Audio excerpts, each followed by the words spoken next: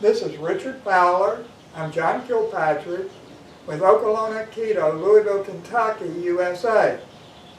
And I have been interested in Stav for over a year, I'm not sure just how long, and been practicing it some. And now I've started studying formally with Graham Butcher, and I will put a link to his website below this. And so I'm not a teacher or anything, I'm definitely just a student, and a lot of the purpose of this is so that Graham Butcher and some of his other people who are interested in Stav can look at this if they want to, and he can evaluate what I'm doing, give me his feedback about it. This is something I learned from the founder of Aikido. He got this, I think, from Kendo, and was trying to introduce this kind of thing into empty hand fighting, which is what I think Aikido is really about. I've seen this also in Systema, and one of the things that really attracted me to Stav was that it's obvious to me that the majority of their techniques, a huge number of their techniques, are based on this principle. Stav is basically a Western spiritual tradition. I would say spiritual. I think he calls it philosophical, but Stav refers to the runes. The runes were carved on Stav. So it has a double meaning. I think the Nordic term for a staff is Stav.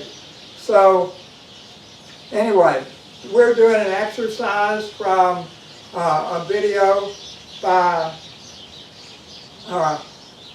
Hopschool, and I will leave information about that below and about Stav in the text below the video.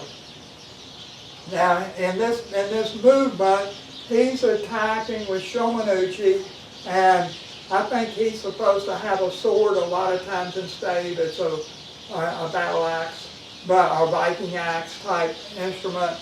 I think in this video it was a sword. And so here's what I'm going to do.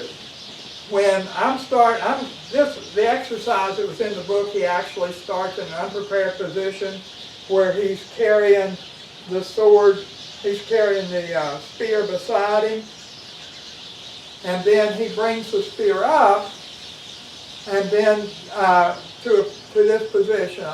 To make this to make it as simple as possible and just show what I want to show, I'm going to start in a middle guard position. And our first movement is just to bring the jaw up and kind of lean back a little. So if somebody's attacking us, we look like we don't have a clue what we're doing. We're just scared and we react and we back up and we're not protecting ourselves or anything. And then leaving the jaw or leaving the Stav here, I'm going to pivot and just leave it here and let my partner run up on it, and then this ends with a hanging guard, and that's not really important to what I'm doing here. So I'll just show the essential thing that makes this technique work. And this works like a bullfighter. The bullfighter has a cape, and he holds the cape between him and the bull, and moves the cape so that it gets the bull's attention, and the bull charges, and the bullfighter steps away and leaves the cape. The jaw, or the Stav, is my cape. And so the Stav stays in front of me, or stays on this line that I want him to attack, and I move out of the way. So it'll look like this. So back up some more. There you go. So he attacks,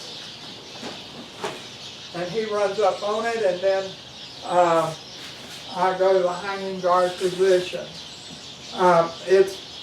Here's what's important. It's a two-step movement. When he comes up, my Stav comes up. I do not move my body at this point. And to make this work well, I have to leave the Stav here.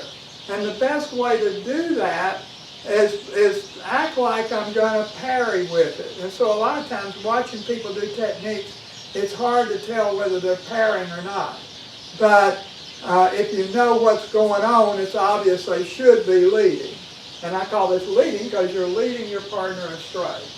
And so these two things are really important. You bring this up and you just stand here, which is terrifying because he's attacking very slowly now, but we attack very, very rapidly. And then I just pivot out of the way and raise this. So that's really all there is to it. Start off, don't move. When he moves, this comes up, and then I just pivot and stab him with it.